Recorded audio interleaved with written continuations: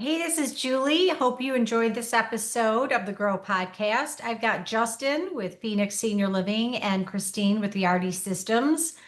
They're talking about using a tech stack. If you're unfamiliar with what that is, I was. So listen in. Talks about the efficiencies of using one system for all platforms from a tech perspective and how much time it saves. And Justin talks specifically about how much sales time is saved by, for example, using paperless move-ins as part of their tech stack. He's talking a little bit about some of the reports, some of the things that he's seeing happening in 2025 that are going really well. Yardi has a lot of access, I mean, a lot of data and access to tons of data points. So Kristine shares that and what's upcoming for Q4 and into 2026. Hope you enjoyed the episode. Thanks for listening.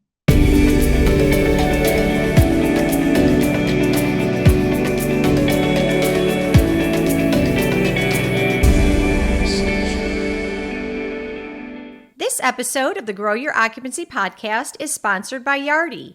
The Yardi Senior Living Suite combines resident care, marketing, sales, finance, business intelligence, pharmacy, and operations, all on a Cloud Forbes 100 ranked, cloud hosted HIPAA and SOX compliant software platform. The suite of products is single stack, uniting on a fully integrated platform. It offers intuitive functionality that helps provide the best care and improved health outcomes across your communities. Hello, this is Julie Podewitz with another episode of the Grow Your Occupancy podcast. Hello. Today, you're in for a great treat because I've got two great guests on the show. Justin Harden, who is the Vice President of Sales and Marketing at Phoenix Senior Living. Hi, Justin. Hi. And Kristine Schrudder, who is the senior consultant or a senior consultant at Yardi Systems. Hi, Kristine. Hi. How are you both today? Doing well. Doing great. It's end of month, so focusing on those move-ins. You know, I was thinking about that, Justin, and as you all are listening to this, we're recording it on the last day of the month. Who thought of scheduling a recording, a sales podcast on the last day of the month? Not someone who is very thoughtful. So yes, this is the scurry. It's still the case, right? I mean, it is the case where as much as we try and reinforce scheduling move-ins throughout the month, it's that end of month push. It's the biggest move-in day for us every month. I don't think you're alone on that, Justin. Yeah. So tell us a little bit about Phoenix Senior Living. Yeah, so Phoenix Senior Living, we are one of the largest operators in the Southeast. So we cover 49 communities across 9 states. So we focus on independent living, assisted living, memory care. We have a couple of skilled nursing communities, in our footprint. And we're 10 years old. So we are a management company. We're not an owner operator. We partner with different investment companies to manage their assets. And so that's a little bit about Phoenix in a nutshell. And you're based in the Southeast. You're based in We are, yeah. We're based in Roswell, Georgia. Roswell, Georgia, outside of Atlanta, as is Outside of Atlanta. most Yeah, places. I always tell people I'm going to Atlanta, and they're like, "No, you're going to Roswell," and I'm like, "All right, Roswell is a suburb of Atlanta, but yeah, to me, it's Atlanta Metro." So It is absolutely. Is that where you're from?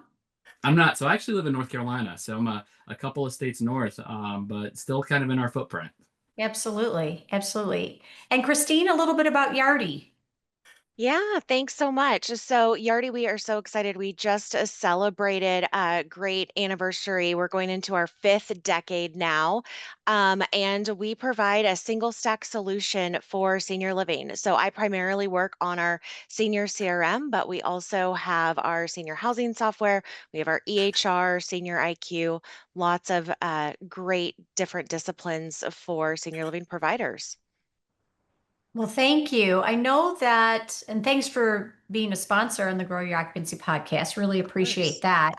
And so Phoenix Senior Living and Yardi, you partner up, right? So Phoenix Senior Living uses Yardi systems. One of the things I wanted to ask, I except maybe for some of the maybe single owners, providers, most everybody uses a some type of a system, right? On the sales and marketing or the sales side for a contact record manager, and you all use Yardi, Justin. Uh, Mhm. my my understanding is that Phoenix, and correct me if I'm not saying this right, but you use a Yardi for your entire, is it called a tech stack? It is a tech stack. Okay, what is a tech stack? It's funny you asked that. So a couple years ago, someone asked me what a tech stack was, and I couldn't point them in any direction. So I've learned over the years a tech stack is the systems that you use and how they integrate to kind of create your whole tech ecosystem. So, like you said, we partnered with Yardi. Yardi is essentially our tech stack from our EHR to our CRM to our billing. So we've partnered with Yardi on all aspects of our tech stack. So that's an EHR, which for Mhm. those listening, that is on the health side, the wellness side. Mhm. Yep, your electronic health records. Okay, and your CRM on the sales side, and then the finance. We use it for our financial, for our accounts payable, accounts receivable. So we use that as well. So we use 7S. And um, what benefit do you all find with using that single, as I think Kristine, you mentioned a single stack solution. Is that what this would Hmm. be considered? Hmm. Ooh, okay. Doing good. A You're single becoming an stack expert now, solution. Julie. And it's the last day of the month. What's the benefit that you all experience, Justin, and maybe both from Phoenix Senior Living, but also from your side, the sales side? Yeah, so there's a ton of benefits. So I think the experience as a whole, it's simplified. So we have one system that we're utilizing. So for our staff experience, if there's ever an issue, we have one person that we reach out to versus having multiple contact points at different, organizations. So that's been great for us. So that kind of ties into the efficiency model as well. So we're giving our teams a lot more time back in the day. And I'll talk about how I'll touch base on the end of that. But one of the great things that we use is when we partner with the EHR system. So our sales teams can actually get the assessments in real time. It calculates a care level in real time. So whenever we're doing our electronic leases, which is also another piece of Yardi that we use, it streamlines the whole process. So I think that efficiency is there. One big thing for me in my role is the data integrity. So I've used systems that didn't operate, that had APIs and backends and things like that. But we had a CRM that was not tied to Yardi. We're using Yardi's financial ecosystem, and move-ins and move-outs, while they were tracked in the CRM, weren't necessarily being pushed over correctly into 7S. So our data never matched when it came to occupancy, when it came to move-ins and move-outs, because the system just didn't talk like it should, even though that's the package we were sold by the CRM company. And then I think vendor accountability. So I touched base on it at once. If anything ever happens, in our ecosystem, we've got a client central that we go to, and that's where we log all of our issues if we have an issue. And Yardi is super quick to respond. So we have an account manager that handles everything. And I'll say one last thing that's probably not applicable to folks in the sales seat, but scalability for us is huge. So we're in a huge growth spurt right now. So we've acquired 5 communities over the last, I would say, 60 days. We've got some on the horizon as well. But it's super easy for us to set up systems. We have one person that we go to that helps us set up all aspects of our tech stack. And so versus going to 5 or 6 different companies to help scale our systems, we literally upload what we need to do, and then Yardi runs with it from there. So it's been really great partnering with Yardi on that aspect as well. So Yeah, it sounds like a lot of benefits. it's a lot of benefits for us. I mean, to save time and streamlining a process, is taking notes as you were talking, and the data integrity, saving time and putting more time back in our case, in our interest, it'd be sales Hmm. and data integrity. Something as simple, Justin and Kristine, about is knowing your move-ins and your move-outs. Like, I mean, someone maybe from the outside, if I maybe explaining that to someone, they're like, well, okay, that sounds like the most simple thing in the world. Know your move-ins, know your move-outs, right? And that is pretty simple, but yet it can get really convoluted because Hmm. every day it can change, right? And if it's not tracked with 100% accuracy, it's like, being off on your accounting or in your, remember the days when we used to have to reconcile the checkbook? And you went back and Exactly. you had to go back and you had to go back like months and months for, 10 cents or whatever for those people that did that, which wasn't me, but it was my dad would go back like for like the 10 cents.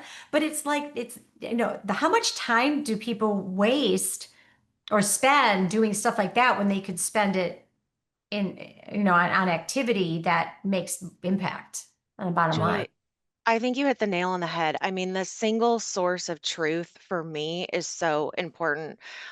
We see a lot of organizations, when they don't have that set up, they'll lose a day or half a day with sales regionals just trying to reconcile data between systems. And I think one of the really key benefits to the single stack is all of your data is tied to true financials. So when you have a move in, you can assure it's going to be put in and it really happened. So, from our sales and marketing seats, you take a step back and you now really have a full, robust view of your data.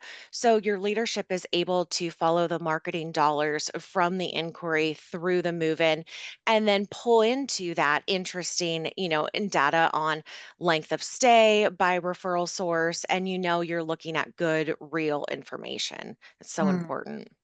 Yeah, it really is. Justin, from your seat, the VP of Sales and Marketing, what are some data points that are critical for you in your role? Obviously, the move-ins and the move-outs, but kind of going backward from there, that you are laser focused in that you really appreciate using, the CRM you use. That's kind of easy to pull. That's a long, convoluted question, but Yeah, any. yeah. There's multiple. I mean, there's the standard that we always look at, like inquiry to tour, tour to move in. If we're looking at our lead to prospect conversion, but then there's using the CRM and having it partner with the other Yardi systems. Like we can look at concession utilization, so we can see how the concessions are tied, and so I actually can go into our systems and see what concessions are booked towards to what move ins. So that's one of the big ones that we're focused on as well. I think the cost per lead is huge, and within Yardi's new, we're using Voyager 8 Senior CRM IQ. I know there's been a couple different names thrown around there, but we recently upgraded, so we're actually able to see the lead journey and how much each like referral category is costing us per move in. So we know where we need to allocate more dollars from a budget perspective. So if we've got, we're seeing a lot of move-ins come from one referral category or one source category, we can allocate more dollars that way. And especially now that we're at budget seasons, it's great. So we can pull these reports and say, hey, look, we're going to pivot some of maybe our digital dollars didn't do so well in this market. Now we can allocate dollars to another referral source for us. So that's been really, really big from my perspective. Of course, we said move-ins and move-outs, but we're kind of lean at Phoenix, so there's only a few of us sales folks here. So it's important, like we talked about with that integrity, that there's we can pull those reports from a high level and look at everything across the whole portfolio super easily. So yeah, those are the big things that we kind of look at. Those are important. And what can be a real time suck is reporting, to your point. There's Mhm. reporting, and then there's so oftentimes I've been in it too, and is that duplicative reporting where you don't start out with, hey, let's do some duplicative reporting. It just happens Yeah. over time, right? And then maybe you step back or someone else comes in with that fresh set of eyes. Like, do you realize you're doing the same thing on six different things? So, talk to me about reporting and the simple. I'm guessing it's simple to do this single stack and Yeah, saves. so it saves a lot of time. So we have Senior IQ, that's another platform of Yardi, and so all of our systems kind of report into that. So we have a dashboard view. It's fantastic. So we have probably 20 different dashboards. We have a sales and marketing dashboard where it all of the data is funneled up, and we can go in and sort by community, we can sort by region, we can sort by investor group. So when we're giving those reports to our ownership partners, we can be super specific on the data that they need, and it updates in real time. So if I'm on an investor call and we're curious about one community, I can go into our dashboard into Senior IQ and drill down specifically on that one community or that, group of communities that we're talking about. And so, if there's questions that come up, it makes it easy for me in my position to be an expert in the data, because it's super quick and super easy to pull that information. So I love Senior IQ. 2025, the national stats, things are going in a positive direction, things in regard to occupancy. What's going well as you're looking at the data, as you're looking at the outcomes? What's going well at Phoenix Senior Living? I want to ask you that. And Kristine, what trends are you seeing? Because you have access to loads of data. Mhm. And then on the flip side, let's start with what's going well, or what are some positives that you're this year? Yeah, so we're seeing that our tour to move in is increasing. So the folks that are touring our communities are ready to make decisions. They're ready to move in. It seems like that the consumer is a more tech savvy, so they're knowing exactly what your prices are, what you offer, and when they come into your community, they're ready to buy. They're ready to make that decision. So I feel like we're more in a buyer's market than a seller's market, if we're going to talk real estate terms. That folks are coming to the table ready to make those decisions, and they have all their resources kind of lined out, versus in past years where we had to come up with all the solutions for families, right? We had to kind of navigate them through the process. So we're seeing folks that are ready to make decisions and come in. I think we're seeing occupancy growth month over month. And I think one of the things that has really helped us out is that we have started an electronic paperwork process. So I'm looking at ways to give my team more time back in their day so they can make that additional phone call, or they can work with that additional family. And I think that's helped us out with getting more move-ins across the finish line, because that paperwork process, and we could probably touch on it later, is now a seamless process versus going 4 and 5 hours of trying to collect paperwork with one move-in that can equate to having 4 move-ins a month. That can be an additional 20 hours of paperwork. Just think about that 20 hours that we were able to give that sales team back to make more phone calls, do more tours, do more outreach. I mean, it's huge. So I think that's what's helped us grow kind of our occupancy over the last few months, is getting this electronic paperwork process across the finish line. So Is that electronic paperwork process new for you all in 2025? it is new for us. So Okay. we've been working on it. It was part of our rollout of the new update with Voyager 8. So we were able to kind of put this into our electronic leasing workflow. So that's something that we've been super proud to work on. And the sales directors actually requested it. It wasn't just me saying, hey, we're going to roll this out from my level and think that, but our sales directors have been chomping at the bit to get this across the finish line. And it was something that I dreamed of years ago when I was a sales director. It's like, man, just having the electronic versions of paperwork Yeah. from a tracking perspective, it makes it so much easier, and it kind of puts the family, it puts the ball in the family's court, where they can do paperwork wherever they're at, and wherever they're at in the world. If they have a mobile device, they can log in and they can start doing online paperwork, and it makes the movement a lot easier for us, and there's a lot more accountability when it comes to the paperwork process.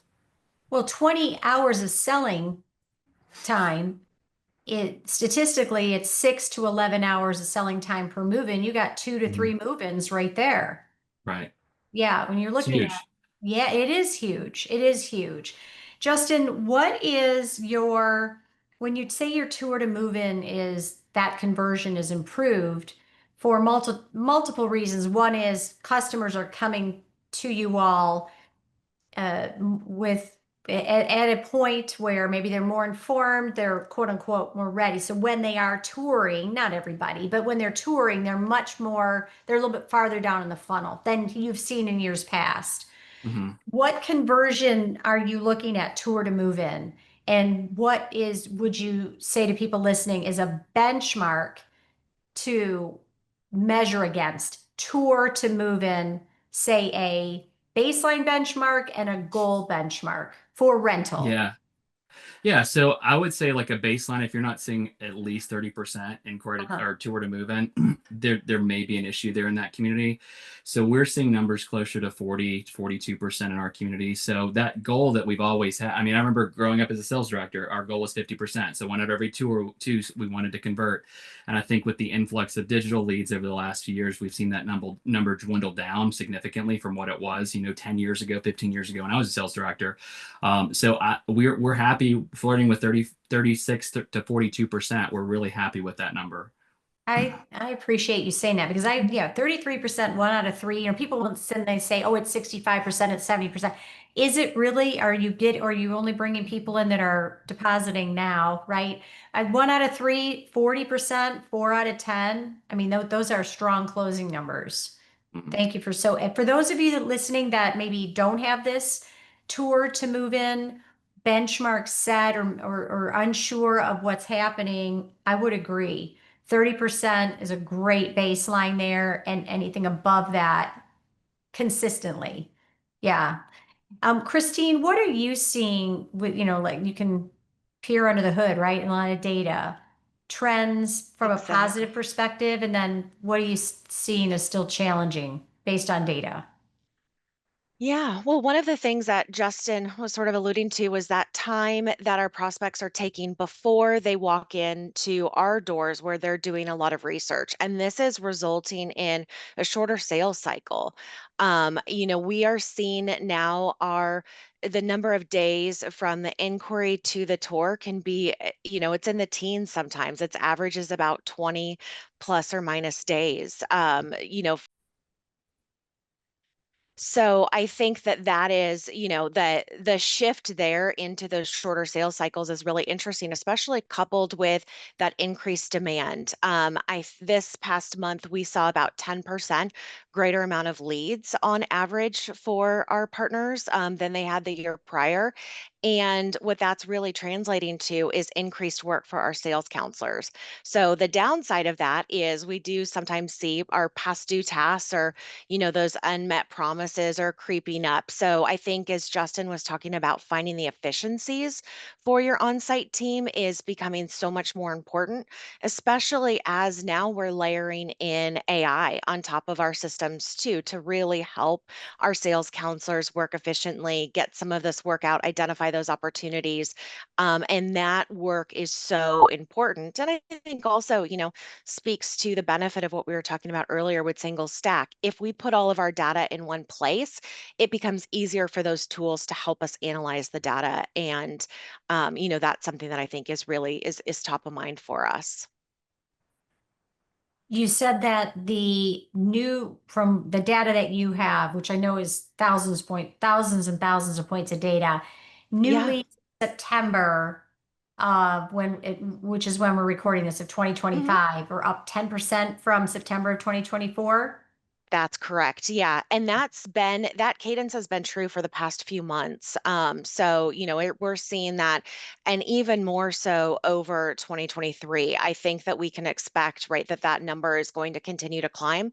And our digital tools, we have great, partners that we integrate with. They're just making it easier for us to bring leads in. So that, it's a first class problem to have, but we have to figure out too, okay, how do we help our sales counselors that have a finite number of hours to work in the building, manage those leads effectively so everybody's getting that world-class customer service that we, expect for them to have.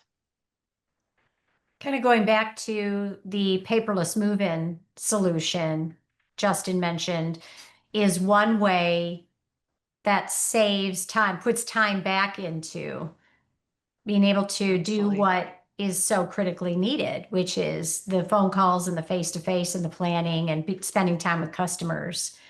Justin, so we're heading into Q4 tomorrow. What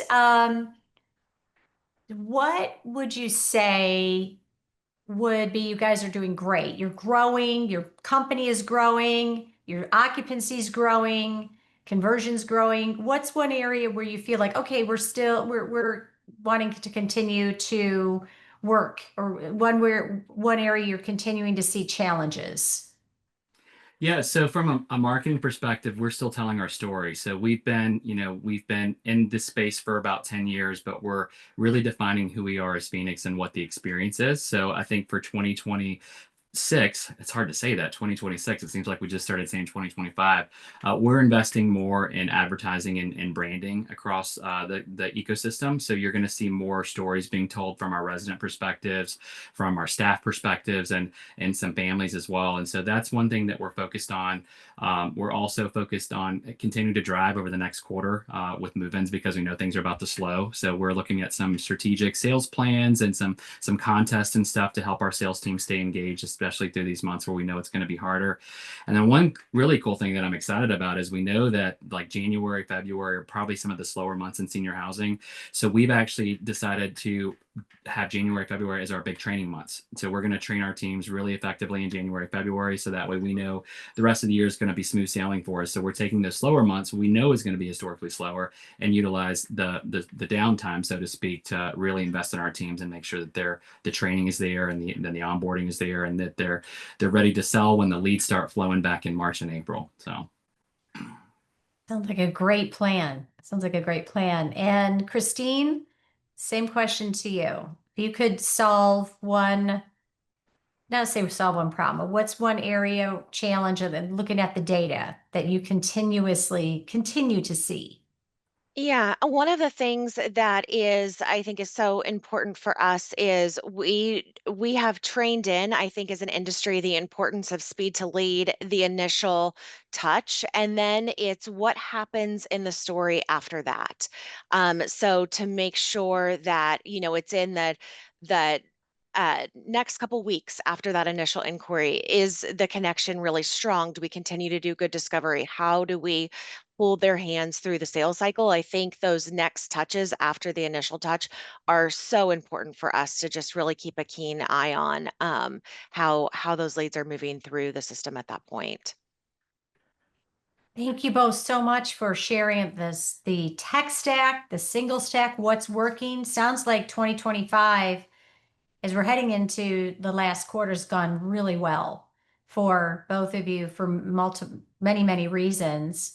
And we're going to continue to hear more and more about Phoenix as you continue to get the story out. And to not that we haven't, because we have, Justin, believe me. I look forward to seeing you at Smash, Justin and Kristine. Yes. Yes, in Vegas, for those of you listening prior to the Smash conference in 2025. Last, before we close out, any advice if people listening, Justin, could think about one thing, one area of senior living sales, what do you feel is most important? Or yeah, authenticity for sure in the sales process, like being authentic to yourself, to your community, not trying to be a one size fits all approach for every prospect that comes in. So that's one of the things we're proud of. And I think every salesperson needs to continue to focus on is their authenticity and their story that they're telling to their customers. So yeah, storytelling is so critical. I love that you bring that up. Kristine, what about you? Yeah, I would say it's to continue to inspect what you expect, to listen to those phone call recordings. I mean, we are always surprised how many phone calls we hear where the sales counselor didn't do that final ask and invite them in for a tour. So just making sure that we are so gregarious, we're walking the path, we know our prospects haven't done this before, and they're really expecting us to feed them those next steps in the sales process. So I would definitely recommend, if you are not using our call transcription, or use a call transcription, and really analyze what's happening in the phone calls. Thank you both so much for spending the last day of the month with me, Justin, Phoenix Senior Living, and Kristine with Yardi Systems, excuse me. Thank you all for listening all the way to the end of the Grow Your Occupancy podcast. I'm Julie Podewitz, and until next time, thank you all for all you do in serving senior living. This episode of the Grow Your Occupancy podcast is sponsored by Yardi.